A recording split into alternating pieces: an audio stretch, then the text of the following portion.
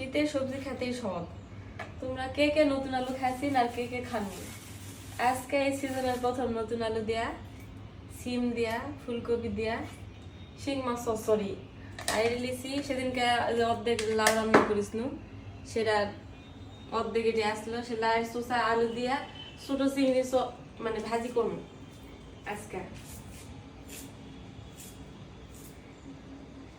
আর এটি যে অর্ধেক লাউ আছে, এই অর্ধেক লাউ আজকে লাউ ডাল হিসেবে রান্না করা হবে।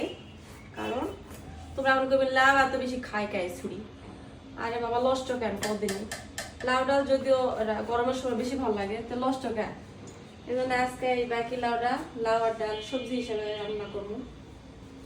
আমি খেলে একাই লয়, আমার মাও আছে সাথে, দুজন মিলে আমরা গপ্প করে রান্না বান্না করি, আন্দোলন বান্দন করি।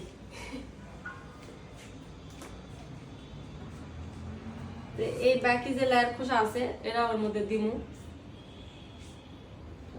দিয়ে। আজকাল আমাকে রেসিপি হলো লাই। শীতের সবজি খেতে সব বেশি, তো জোগাড় করি তারপরে তোমাকে রান্না ভিডিও দেখাবো কিংকা হয়।